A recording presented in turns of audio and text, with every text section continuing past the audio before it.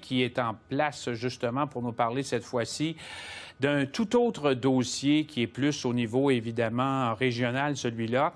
Alors, il est minuit moins une, on pourrait dire, pour sauver un centre d'hébergement jeunesse de Gatineau. Le hic, c'est que l'organisme Belvédère accuse un manque à gagner de plus de 150 000 $ dans son financement, en plus de faire face à une relocalisation, donc toujours qui est incertaine. Alors, Julien, on parle de dizaines de jeunes qui comptent sur cet organisme-là pour aspirer à une vie meilleure. L'organisme Belvédère, autant dans ses dirigeants que dans les jeunes, effectivement, qui l'abritent.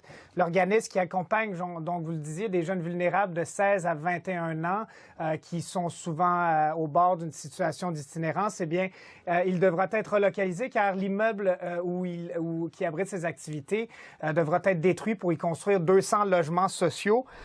Des démarches ont été entamées pour le relocaliser, cependant rien de définitif en ce moment. C'est une nouvelle tuile car oui, 150 000 $ de déficit projeté pour l'organisme sur un budget de 150 000, c'est énorme. Je vous laisse écouter son directeur général qui nous parle des défis du déménagement. On sait qu'ici, là, il y a 11 jeunes qui ont dormi cette nuit au Belvédère, dans une capacité de 16 chambres. Et c'est ça l'enjeu, parce que trouver un 3-4 places, où ça se trouve, mais un 16, oh là là! Donc là, on est plus dans un 11, 12... c'est ça fait partie de l'enjeu que de trouver un lieu approprié qui va permettre de garder la même offre de service. Bon, et comment réagit la classe politique? La mairesse de Gatineau, France Bellil, a déclaré par écrit samedi, donc aujourd'hui, que des solutions temporaires sont sur les tables et je la cite, la ville demeure attentive et prête à intervenir auprès des responsables du CIS de l'Outaouais et du gouvernement du Québec pour assurer la survie et la continuité de l'organisme.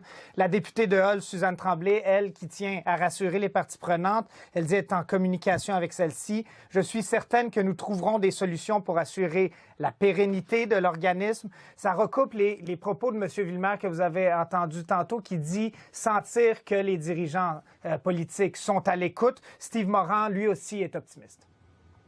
Le municipal et le provincial, le communautaire aussi, on travaille ensemble pour trouver des solutions. Je sens l'écoute autant à la municipalité qu'au niveau de la députée régionale Suzanne Tremblay. Je pense que je suis optimiste qu'on va trouver des solutions pour la relocalisation à court terme. Pour les besoins à plus long terme, il va falloir qu'on continue à travailler là-dessus. Steve Moran qui nous rappelait justement le problème du sous-financement chronique des organismes communautaires, un sujet qui était beaucoup à l'ordre du jour du dernier sommet sur l'itinérance, mais en attendant, sous-financement, relocalisation, des angoisses malheureusement pour une population déjà vulnérable. Merci beaucoup, Julien. Merci.